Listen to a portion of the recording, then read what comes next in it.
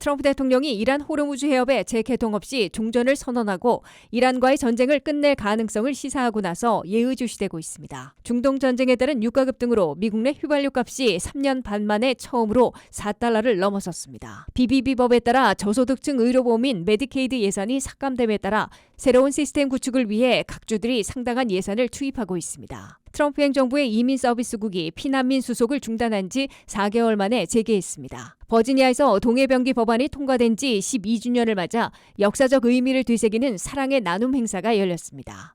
시청자 여러분 안녕하십니까? 워싱턴 뉴스 투데이입니다.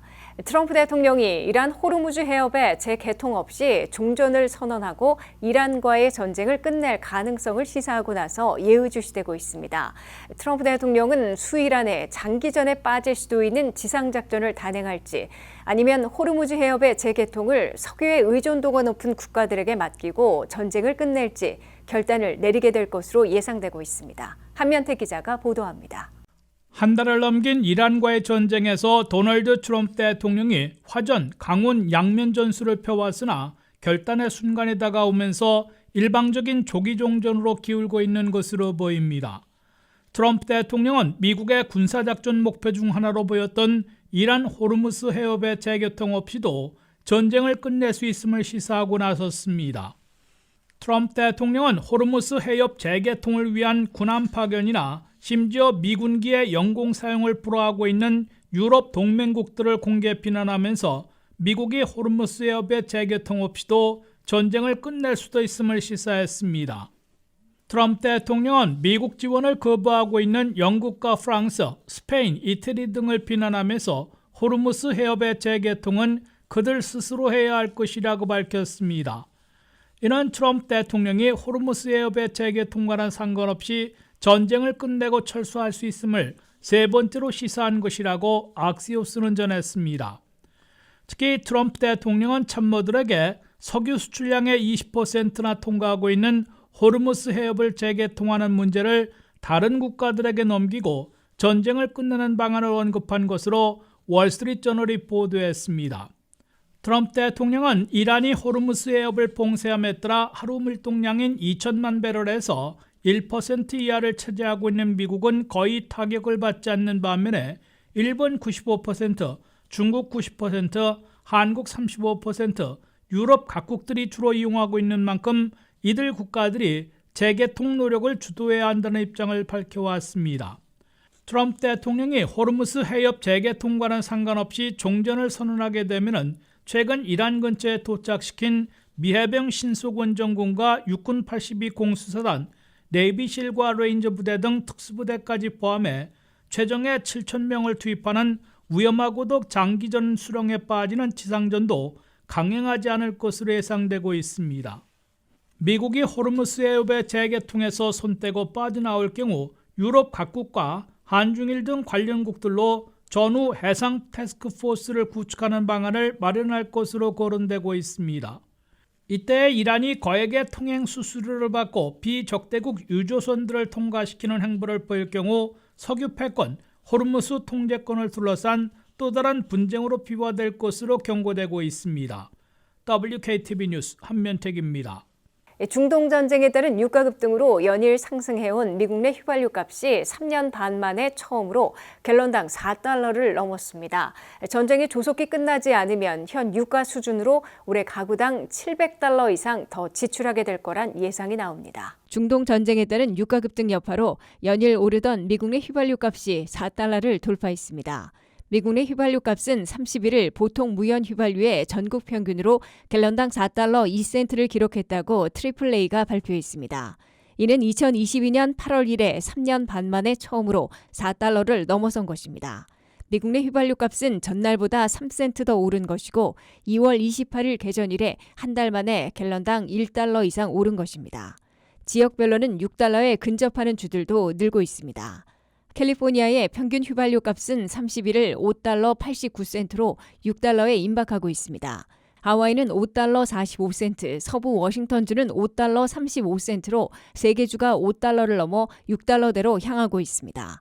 워싱턴 DC는 4달러 19센트로 전국 평균보다 훨씬 비싼 반면 이웃 메릴랜드는 4달러 1센트로 전국 평균과 거의 같고 버지니아는 3달러 93센트로 아직 평균보다 싼 지역으로 꼽히고 있습니다. 남부 지역에서는 플로리다가 4달러 12센트로 전국 평균보다 높은 반면 텍사스는 3달러 68센트로 큰 차이를 보이고 있습니다. 미 전역에서 가장 싼 오클라호마의 휘발유 값은 3달러 27센트로 가장 비싼 캘리포니아의 5달러 89센트에 비해 2달러 62센트나 격차를 보이고 있습니다. 국제 유가의 경우 서부 텍사스산 중진류는 배럴당 104달러, 영국산 브렌트유는 107달러를 기록하고 있어 미국 내 휘발유 값의 상승세도 지속될 것으로 예고되고 있습니다. 100달러 이상의 국제유가와 4달러대의 휘발유값만으로도 미국민들은 올해 가구당 700달러를 더 지출하게 돼 늘어나는 텍스 리펀드, 세금 환급을 모두 에너지 지출에 써야 할 것으로 계산되고 있다는 분석도 나오고 있습니다. 다만 트럼프 대통령이 이란 호르무즈 해협의 재개통 없이도 전쟁을 끝낼 수 있다는 시사가 나오면서 뉴욕 증시가 상승한 것으로 미루어 이번 주의 결판날 이란과의 전쟁 상황에 따라 유가와 휘발유 값도 갈림길을 맞을 것으로 보입니다. 미국이 지상작전에 돌입하지 않고 호르무즈 해협 재개통을 관련국들에게 넘기면서 4월 중순 안에 전쟁을 끝낼 경우 국제유가와 휘발유 가격은 전쟁 이전으로 빠르게 정상화될 거란 예상이 나옵니다. 공화당의 BBB법에 따라 저소득층 의료보험인 메디케이드 예산이 10년간 9천억 달러 삭감됨에 따라 각 주들이 이를 이행하기 위한 새로운 시스템 구축에 상당한 예산을 지출하고 있는 것으로 나타났습니다. 메디케이드를 계속 받으려면 매달 80시간씩 노동해야 하는 노동 의무화 조항을 실행해야 하는데요. 이를 위해 각 주들은 민간업체에 거액을 지출하고 새로운 메디케이드 시스템을 구축하고 있습니다. 한면태 기자가 보도합니다. 트럼프 공화당이 승인에 발효시킨 BBB법으로 막대한 감세 조치가 시행되는 동시에 그 재원을 충당하기 위해 10년간 저소득층 의료보험인 메디케어에서 8,800억 달러, 후스탬프에서 3천억 달러 이상을 삭감하게 됩니다. 주된 삭감 방법은 18세에서 64세로 10년이나 늘어나는 연령대에서 메디케이드를 계속 받으려면 월 80시간 이상 일해야 하는 노동 의무화가 2027년 1월 1일부터 적용됩니다. 월 80시간 동안 취업해 일하거나 자원봉사를 해야 하고 6개월마다 입증해야 합니다. 빈곤층에게 식료품을 지원하는 SNAP, 후스탬프를 받는 사람들은 이미 18세에서 64세 사이에는 월 80시간씩 일하거나 자원봉사해야 하는 노동의무화 조치가 적용되고 있습니다. 후스탬프 노동의무화 조치는 이미 지난해 11월이나 12월부터 전면 적용되고 있어 이 노동조건을 입증해야 후스탬프를 계속 받고 있습니다. 각 주들은 후스탬프보다 큰 규모의 재원을 대부분 연방으로부터 받는 메디케이드에서 노동의무화 조건을 맞추기 위해 새 메디케이드 시스템을 구축하고 있는데 상당한 예산을 투입하고 있습니다. 5개 주에서 새 메디케이드 시스템을 구축하는데 민간 업체들에게 지출한 금액은 4,560만 달러나 되는 것으로 나타났습니다. 유명 첨단 업체들인 딜로이트, 아센추어 등이 각 주로부터 거액을 받고 메디케이드 시스템을 구축하고 있습니다. 아이오와주는 아센추어에 2천만 달러를 지불했고 밀리노이주는 딜로이트에 1,200만 달러를 지급했습니다. 위스콘신은 딜로이트에 메디케이드 시스템 구축에 600만 달러, 2개 후스탬프 시스템에 420만 달러를 지불했습니다. 하지만 각 주들이 시스템 구축에 거액을 들이고 있는데 그치지 않고 메디케이드와 후스탬프의 예산이 10년간 1조 달러 이상 대폭 삭감되기 때문에 무보험자를 양산해내고 먹거리에 어려움을 겪는 빈곤율이 높아질 것으로 경고되고 있습니다. 미 의회 예산국 CBO는 BBB 법의 시행으로 2034년까지 10년간 건강보험을 포기하는 무보험자들이 750만 명이나 양산되는데 그중에 530만 명은 노동의무에 따른 것으로 추산해놓고 있습니다. 후스탬프를 받지 못하게 되는 빈곤층도 10년간 240만 명이나 생겨날 것으로 CBO는 지적하고 있습니다. WKTV 뉴스 한면택입니다. 트럼프 행정부의 이민 서비스국이 피난민 수속을 중단한 지 4개월 만에 재개했습니다. 그러나 여행 금지국 40개국에 대해선 피난민 신청 심사를 계속 중지하고 위험 국가로 분류한 75개국에 대한 비자와 영주권, 시민권 심사는 계속 중단시키고 있습니다. 트럼프 행정부가 각종 이민 심사 전면 중지 조치 가운데 처음으로 피난민 심사를 재개했습니다. 이민 수속을 전담하고 있는 이민 서비스국은 지난 11월 말 아프간 출신의 국가방위군 총격 사태로 전면 중지했던 피난민 신청 심사를 4개월 만에 재개했다고 밝혔습니다. 이민 서비스국은 그러나 아프가니스탄, 전쟁 중인 이란, 시리아 등과 대부분이 아프리카 국가들인 여행 금지국 40개국 출신들에 대해선 피난민 신청 심사를 계속 중단한다고 밝혔습니다. 트럼프 행정부는 지난해 11월 말 워싱턴 DC에 배치됐던 웨스트버지니아 주 방위군 2명이 백악관 부근에서 아프간 출신으로부터 총격을 맞아 여군 병사 1명이 숨지고 남군 병사 1명이 중상을 입은 사태가 발생하자 아프간 출신들에 대한 피난민 수속을 중지시켰습니다. 이민 서비스국은 피난민 심사를 재개했어도 피난민 신청서들에 대해서는 엄격하고 정밀한 심사를 하게 될 것으로 강조했습니다. 이에 따라 피난민 신청 심사가 재개됐으나 미국의 승인을 받아 영주권까지 취득하는 길은 멀고도 험난할 것으로 예고되고 있습니다. 피난민 신청서들이 거의 300만 건이나 적재돼 있어 차례가 되기까지는 상당한 시일이 걸릴 것으로 예고되고 있습니다. 또한 트럼프 행정부가 연간 수용하는 피난민 쿼터를 예전 12만 5천 명에서 7,500명으로 급감시켰기 때문에 피난민으로 인정받기란 극히 어려울 것으로 지적되고 있습니다. 트럼프 행정부는 중단시킨 각종 이민 수속 가운데 피난민 신청 심사만 재개했을 뿐 다른 중단 조치들은 아직 해제하지 않고 있습니다. 트럼프 행정부는 피난민 수속 재개에서도 제외한 여행 금지 39개국 출신들에 대한 모든 이민 수속을 계속 중지하고 있습니다. 연간 5만 5천 개의 그린카드를 발급해온 추첨 영주권은 MIT 학생과 교수 테러범이 추첨 영주권자였기 때문에 전격 중단됐는데 여전히 중지되고 있습니다. 트럼프 행정부가 각종 조치로 미국 비자나 영주권, 시민권 수속을 전면 금지시키고 있는 국가들은 93개국에 달하고 있어 합법 영주권 발급이 반감되고 있는 것으로 추산되고 있습니다. 워싱턴의 싱크탱크인 케이토 연구소는 최근 연구 보고서에서 트럼프 행정부의 이번 조치로 합법 이민 수속을 밟고 있는 외국인들의 20%나 발이 묶인 것으로 추산했습니다. 트럼프 행정부의 조치로 1년간 영주권 발급은 12만 6,300명, 트럼프 남은 3년간에는 37만 8,900명이 축소될 것으로 케이토 연구소는 내다봤습니다.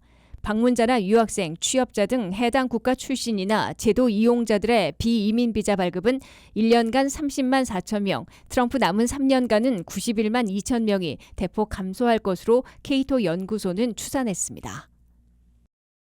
버지니아에서 동해병기 법안이 통과된 지 12주년을 맞아 그 역사적 의미를 되새기는 나눔 행사가 열렸습니다. 당시 한인사회 단합으로 이루어낸 성과가 오늘날 지역사회 봉사로 이어지고 있는데요. 동해병기 운동의 정신을 잇는 한인들의 따뜻한 실천, 사랑의 쌀 전달 행사를 안혜렌 기자가 전합니다.